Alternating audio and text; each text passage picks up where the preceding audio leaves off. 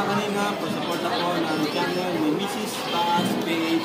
Subscribe po, pa-like and share. Maraming salamat po sa inyo lahat, mga kalinga. God bless. Salamat, Kalinga Prang. Thank you po sa pag-subscribe sa kanyang channel. Doon. At sabi doon sa 7 verse 14, dito sa 4, sabi dyan, mga ngarap chapter 7, mas mabuting pumunta sa bahay ng namatayan kaysa bahay na may handaan. Pagkat dapat alalahanin ng buhay na siya man ay nakatakdaring mamatay. Ayan, minsan tayo, iba't ibang mga okasyon yung pinupuntahan natin. Na-enjoy natin kapag may kasalan, pagkain na pagsalusaluhan, mga birthday celebration, anniversaries, etc. Na-enjoy natin yon kasi yung bonding, fellowship, saka yung foods. Pero alam niyo po bang pinakamahalaga pala pumunta sa ganitong okasyon? Bakit? Kasi minsan, hindi natin alam, hindi tayo aware na kung si Brother Jojo ngayon, madungawin natin siya sa kanyang pinalalagyan. Minsan pwede natin tayong ating sarili na si Brother Jojo ngayon, maaaring tayo naman ang sa mga susunod na panahon. Kasi itinakda ng Diyos yung buhay para mamatay. Kaya magkakambal daw po ang kapanganakan sa kamatayan. Kaya doon sa sementeryo, ang bahay namin katapat lang ng sementeryo at ang likod namin, sementeryo pa din. Private cemetery and then civil cemetery. Ibig sabihin, aware kami sa mamatay. Araw-araw may dinadala doon. Kaya yung mga lapida doon, nagpapakita na ganito lang para kaisi yung naging buhay na. Tinakda ng Diyos yung ganitong pitsa ng kapanganakan at dito nagtapos yung kanyang buhay.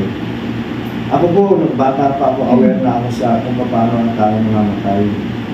Yun pala, itinakda ng Diyos. May iba't ibang kaparaanan parang kunin ng Diyos ang isang tao at mamatay siya physically. Kaya sabi dyan, mas mabuting pumunta sa bahay ng namatayan kaysa sa bahay ng may handaan pagkat dapat alalahanin ng buhay na siya man ay nakatakda rin mamatay. Sabi ng iba, weather na, panapanahon, unang-una. Totoo naman po yun, maaaring nauna siya.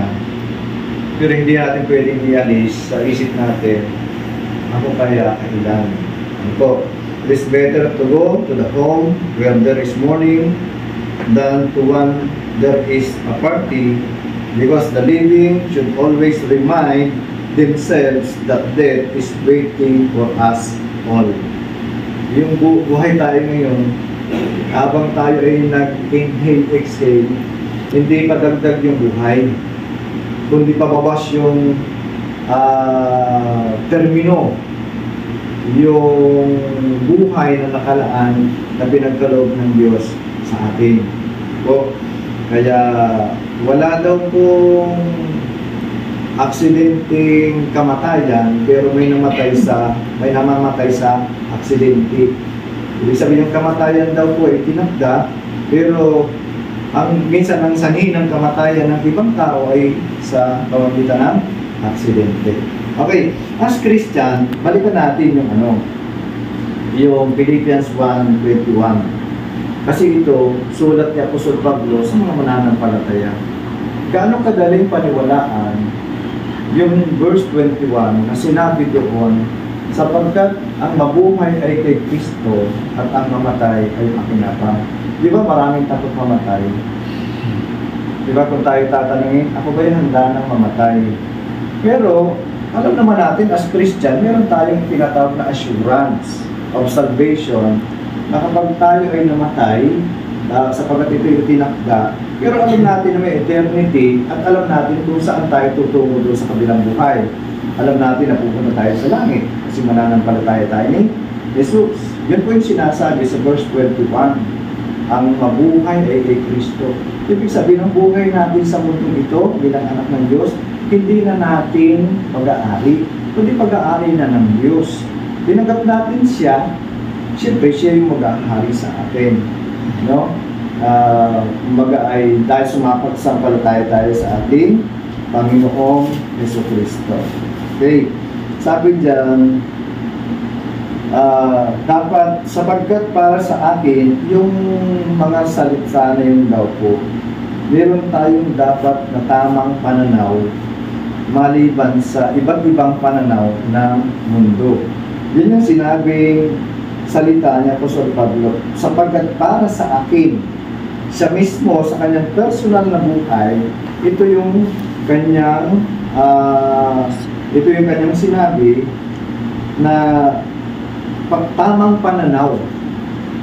Yung pananaw niya na para sa akin ang mabuhay ay kay Kristo, sapagkat ang buhay natin ay kay Kristo, dapat mabuhay tayo kay Kristo. Yun daw po yung tamang pananaw. At habang tayo nabubuhay, para kay Kristo talaga, hindi para sa atin. Kasi nag-i-struggle tayo minsan, dahil meron tayong self-will, na sino ba yung dapat sundin ng buhay ko? Pero bilang mga anak ng Diyos, bilang mananampalataya ni Kristo, merong tinatawag na gabay ang Diyos pagitan ng kanyang salita para maganda yung tamang direksyon po natin. No? Una, tamang pananaw. Pangalawa, yung tamang pamumuhay. Ang buhay ay para kay Kristo. Ang tamang pamumuhay ng mga anak ng Diyos, yung buhay na kay Kristo at namumuhay para sa kanyang mga kalooban. Isipin nyo, napakabuti ng Diyos sa buhay natin. Sinabi rin ni Apostol Pablo sa Philippians 2:13 na ang Diyos ang nagbibigay ng pagdanasa sa bawat isa sa atin na magawa natin ang kanyang kalooban. Yung desire to do God's will, ang Diyos pa rin na nagbigay noon sa ating mga puso. Kaya napakabuti ng Panginoon Diyos sa mga mananampalataya ng Panginoong Jesucristo. Yung pangatlo po, yung tamang seguridad. Meron tayong tinatawag na seguridad o yung assurance of salvation na natagpuan natin kay Kristo lang. Walang ibang pangalan na nagbigay ng kaligtasan kundi ang Panginoong Jesucristo lang. Ang buhay ay para kay Kristo, ang kamatayan ay pakinabang. Para sa karamihan, ang kamatayan ay kalugihan. Tama po ba yung pananaw ng mundo? Parang nawalan kami ng talagang kalugihan. No? Kalugihan. Sabi doon, ang kamatayan ay kalugihan. Para sa karamihan po yun. Ngunit sa taong na kay Kristo na, ito ay isang pakinabang. Meron ako naalala sa sinabi ng isang mag-advise na mananampalataya sa isang lingkod ng Diyos na namatayan ng kanyang kapamilya. Kung sakaling ikaw ang masusunod at hindi ang Diyos, at kung mabubuhay pa siya, parang inagaw mo siya sa isang magandang lugar na nakalaan ng Diyos para sa kanya. Na dapat itong buhay niya ngayon, naghihirap siya, pero dahil ang gusto mo ay hindi pa siya mamatay, nandun siya, pero nais ang Diyos kung sa magandang lugar. Ibig sabihin, talagang ang mamatay ay pakinabang. Kumbaga, lahat naman tayo dito nag-i-struggle. Minsan lumadaan sa suffering, yung mga anak ng Diyos. Habang nagpipellowship kami kahapon, before ng election ng mga officers, laging naman ang kwentuhan at hindi mawala sa kwentuhan yung pagkamatay ni Brother Jojo, Pastor Jojo. Parang awareness or wake-up call sa mga lingkod ng Diyos na kumusta yung mga lifestyle natin. Ligtas na nga tayo. Anak na tayo ng Diyos. Tayo ay tutungo sa buhay na walang hanggan at may nakalaan ang Diyos na lugar para sa atin sa langit. Ayon sa John chapter 14 verse 1 and 2. Jesus Christ is preparing a place for us in heaven. Exciting ang langit na pupuntahan natin. Pero ang problema yung flesh. Itong katawan natin. Na nandun tayo sa panahon ng paglilingkod, yung mga araw na ginugugol natin sa mundo, pero minsan di natin pinupumusta yung kalagayan ng ating physical na katawan. Ako po, last 2024, nakapag-live ako ng 3 months dahil sa aking binagdaan ng karamdaman. Pero, yun nga, mas lalong naging aware ngayon tayo dapat, o mga lingkod ng Diyos, na kung paano naman natin aalagaan yung pinagkaloob na ng Diyos sa atin ang katawan. Yung flesh po natin, yung physical na katawan. Kaya sabi dito, dahil ang kay Kristo ay may seguridad, may buhay na walang hanggan, dahil ang kamatayan ay paglipat lamang sa mas pinagpalang buhay. Yan yung kabilang buhay. Sabi nga ng ating Panginoong Kristo, John chapter 11 verse 25, ako ang muling pagkabuhay at ang buhay, sino mang sumampalataya sa akin, kahit mamatay ay muling mabubuhay. Ako po'y nasanay sa panahon ngayon na sa iba't ibang mga religious competition, mga debating issues, kaya kailangan mong ipaliwanag sa mga iba't ibang tao na nagtatanong. Napakaliwanag ng Kristyanismo na si Kristo ang natatanging tagapagligtas na pagkatapos pamatay, magbuwis ng buhay ay muling nabuhay. Wala pa akong nakilala at sa kasaysayan ng humanity maliban sa Panginoong Jesucristo na namatay na religious leader na muling nabuhay. Wala. Natatanging ang Panginoong Jesucristo naman. No? Kaya doon sa mga ngaral 12:7, alalahanin mo siya bago manumbalik sa lupa ang iyong katawang lupa at ang iyong espiritu ay mambalik sa Diyos na siyang nagbigay nito. Naniwala tayo doon sa tinatawag na trichotomy, yung ating pagkatao ay binubuo ng body, soul, and spirit. Dahil nga tayo ay pinubos sa banal na dugo, kompleto yung body, soul, and spirit.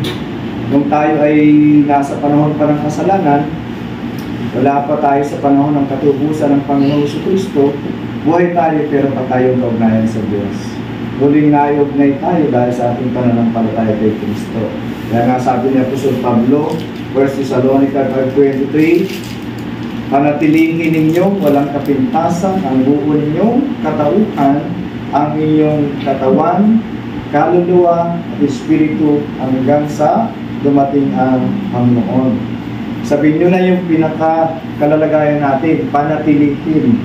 Remember your soul. Alalahanin daw natin yung kalagayan natin, yung ating kaluluwa.